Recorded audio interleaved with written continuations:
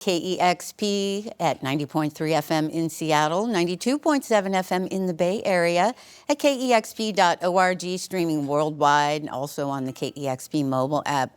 I'm Cheryl Waters. I'm here in the KEXP studios with a band we've loved for a very long time, and it seems like I've been waiting a long time to hear this record live in studio here at KEXP. It's Waxahatchee.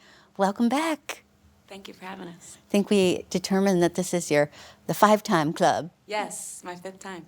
Awesome. Let's keep it going. The latest album, Tiger's Blood, came out last year, and we're so excited to hear these songs live on KEXP with Waxahatchee.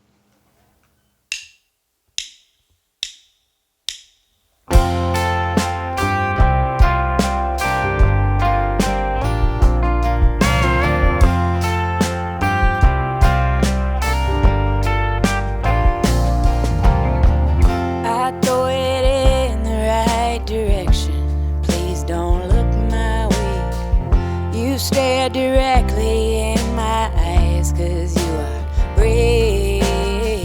You drive around in circles, talking yourself out of rush. And I sit alone and wait so patient. Much ado about nothing.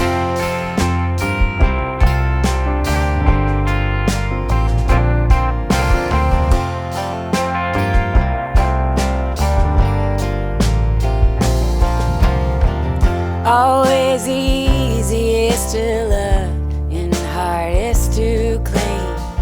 Knock down everyone else around me and shout out my name. My pride is snapping like a branch, shouting at my brain. My friends are making their assumptions. I was just looking for pain.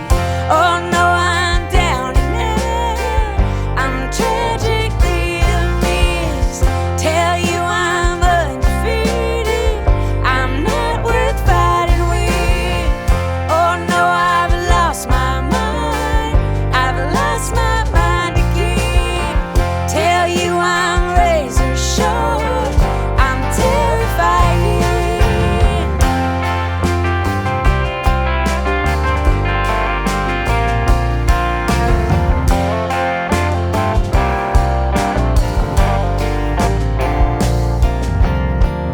I call somebody, anybody, chasing off my dread.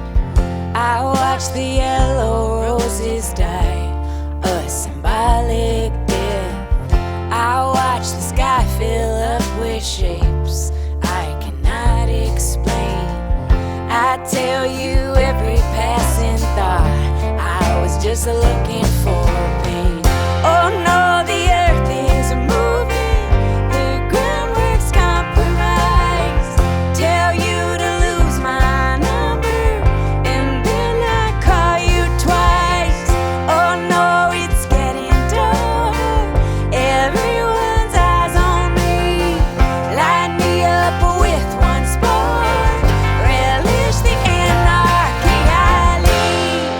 Every light on, haunted bygone, laid off like I'm cynical, but I swear, and I swear, say you passed at your picture, it's visceral, and it's crushed me.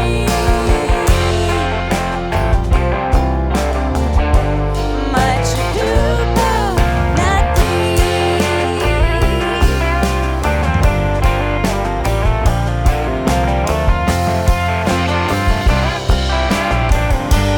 Much ado about nothing.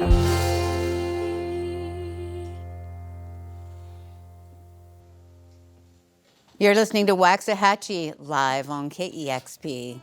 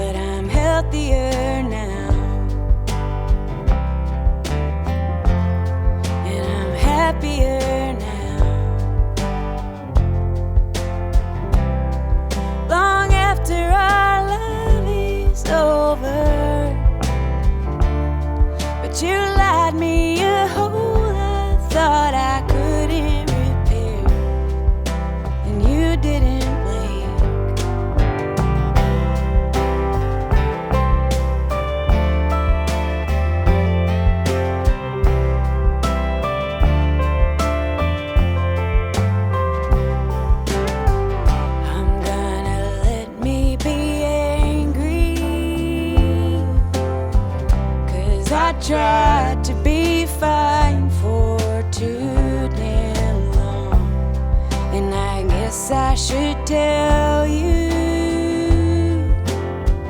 you can't seriously think I'd forget those lines. Shaking hands, I touch words that you said out loud. My crying eyes that could only look down in shame. I don't think you could know all the shame I feel. Yeah, where's your love now? Long after your song is over, that gas got me so bad that I thought I deserved it. But I'm healthier now, and I'm doing just fine. Long after our time is over, but I still wanna cry when I remember your lies. I said, where's your love now?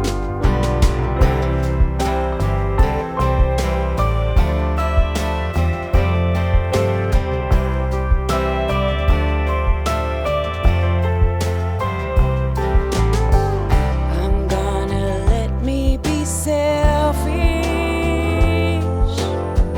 'cause I laid down my life for you all last year. And I guess I should ask you, do you even remember the pain you saw? You can't seriously think that I'd come back now. I don't think you should be so proud, my friend. You should know that I knew this is why I'd leave. Saying, where's your love now? Long after your song is over, when you left me to drink, I thought I'd die in my sleep. But I'm happier now. Are you healthier now? Long after our love is over, that hole in my chest still wishes you all the best. But I'm healing it now.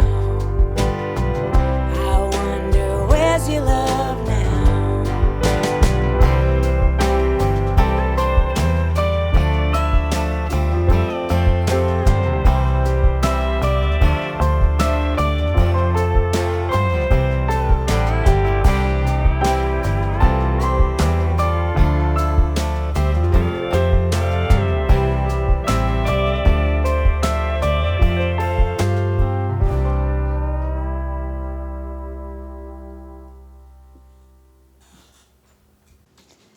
You're listening to Waxahatchee live on KEXP. The album Tiger's Blood came out last year. That was a This Is Lorelei cover. We played that one last night.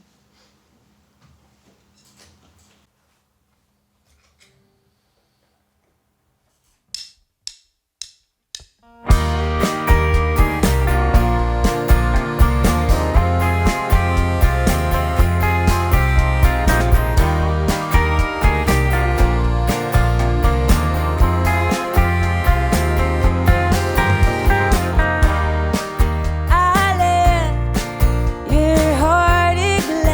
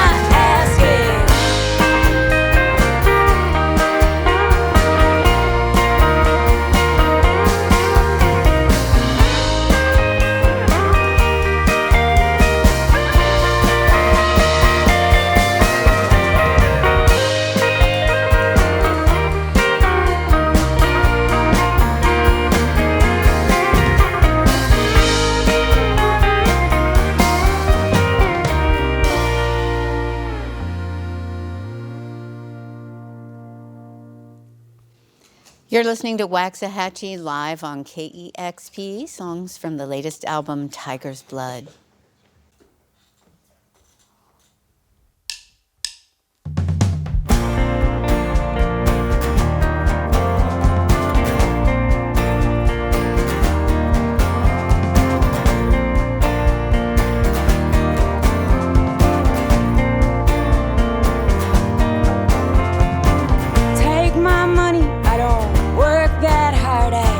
Fall asleep in the beating heart of a dying breed, peddling some lost art. Watch it fade, watch it fall apart.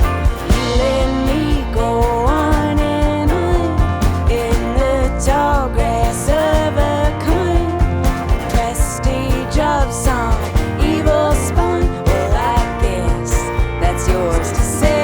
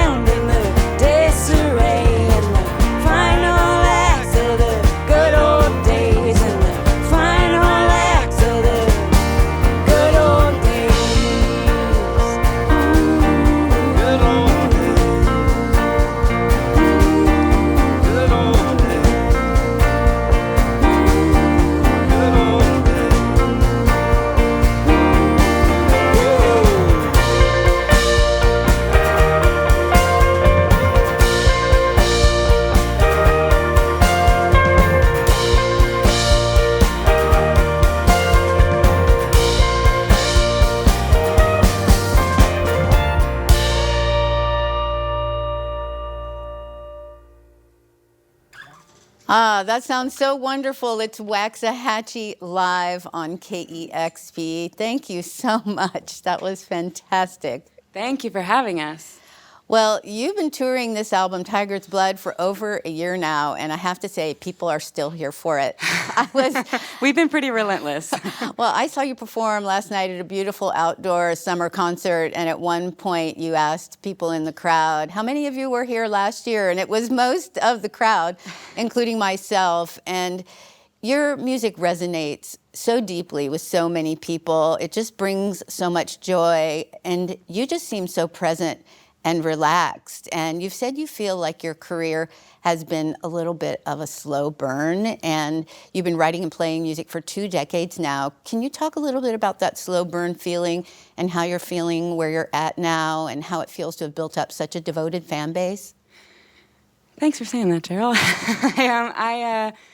I think that when I was younger, occasionally I would watch my peers surpass at like a very quick rate, and I would feel self-conscious or, sometimes even sad about it. And I feel now, at the ripe age of 36, I'm very, very grateful for the pace of my career. I think that it's grown slowly, but steadily.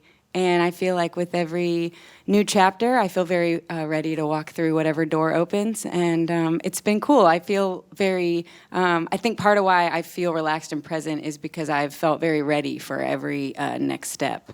So yeah, for that I'm very grateful. Who knows what would have happened if you'd have taken advantage of some of those early opportunities, which I'm sure there were many. And as you say, you're ready to walk through that door now. Totally. I feel very much that it happened exactly how it was supposed to happen. Well, I remember that you experienced a little bit of writer's block when working on St. Cloud, and that came out in 2020, and you ended up with this incredible record which resonated with so many people. I know it was mine and so many other people's constant companion during COVID and provided so much needed solace for me. And I'm wondering how the songwriting for Tiger's Blood felt in comparison. Was it daunting to embark upon this record that was a follow-up to something that meant so much to so many people and had such a big audience?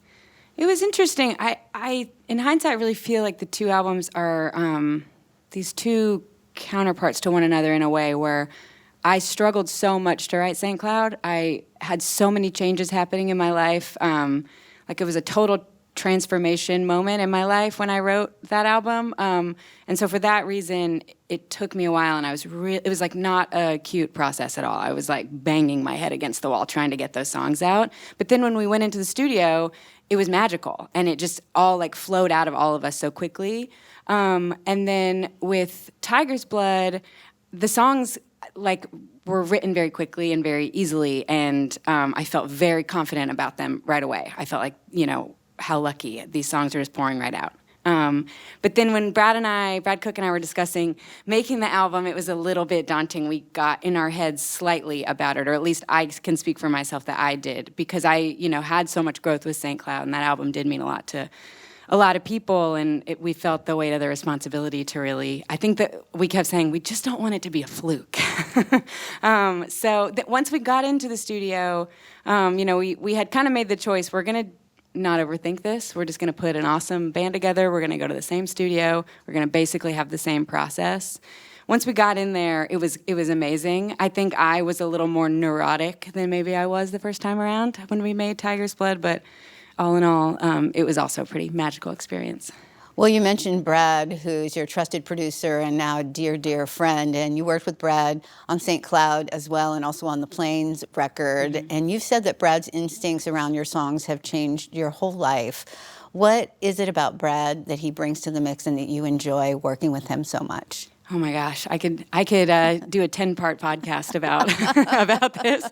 I think Brad and I have really different skill sets, and it's why we work so well together. We're never in each other's way. Everything, I feel like I trust him so much to sort of any of the parts of making albums that always weighs on me. The fear around decision making and stuff. I feel like he's so good at finding ways to very minimally kind of lift up the songs without overdoing it or overthinking it. And he's taught me so much about that, about confidence and sort of just like accepting, just like accepting your own skills, really, and not overthinking anything. So yeah, he's pretty enlightened. And I usually walk away from working with him feeling more enlightened.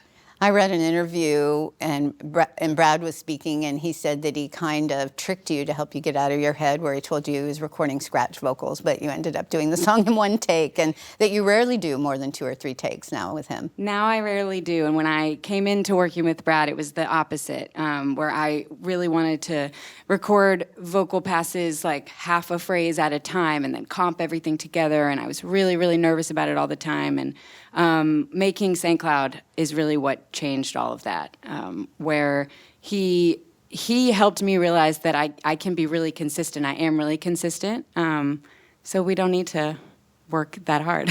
We can just do it a couple times, and it's more about capturing the spirit and the performance. Well, you can feel that confidence in the record and also seeing you perform, and I'm going to maybe embarrass Cole and Spencer a little bit. I'm going to quote you.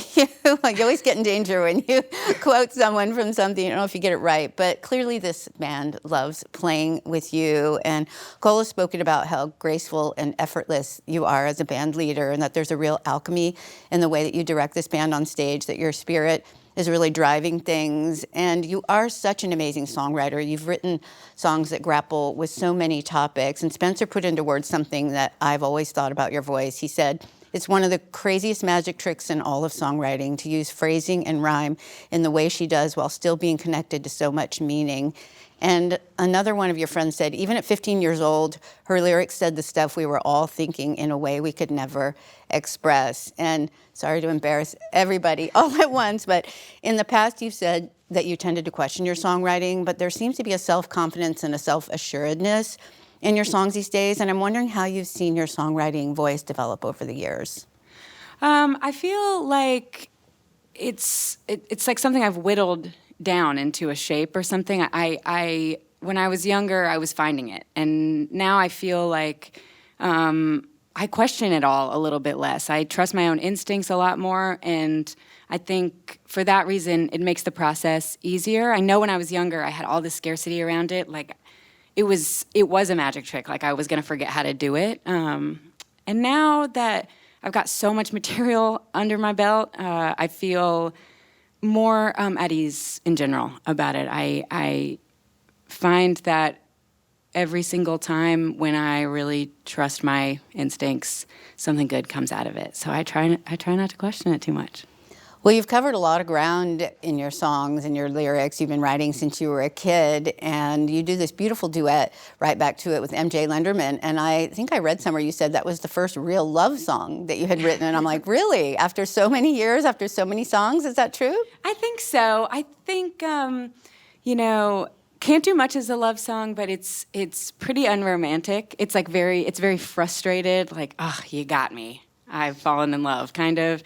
Energy behind it. So I would say that in earnest, that's probably true, yes. Well, it's a beautiful song. Thank you. You've talked about the desire to keep things in your life really small, and that resonated with me because that's something that I have been thinking a lot about and trying to put into practice over the years. Can you talk a little bit about that? Sure. I think that, as I settle into this being my life and my career and, I've been trying to take more and more ownership over that, more pride in that.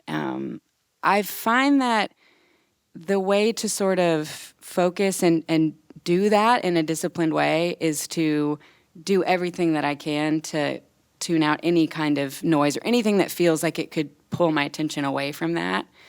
And so I just sort of follow those gut feelings. And so I think that living in the Midwest where it's quiet and staying off the internet, staying off social media, all of that stuff has really helped me sort of keeping my circle small and keeping my experiences small as much as I can possibly do that. Helps me tune into, that songwriting voice that I am trying to listen to. Well, thank you so much for bringing that beautiful voice and this beautiful band to the KEXP studios today. Just magnificent. Thanks for having me, Cheryl. Tiger's Blood, the latest album from Waxahatchee. Already looking forward to the next time we host them in studio. Again, a big thank you to Waxahatchee, and also thank you to our viewers and listeners for making sessions like this possible. KEXP is listener-powered. You can make a gift anytime at kexp.org. Keep the music coming, keep the discovery coming, and great live bands like this on the airwaves and on kexp.org. Once again, a big thank you to Waxahatchee. Live on KEXP. Discover new music at listener-powered kexp.org.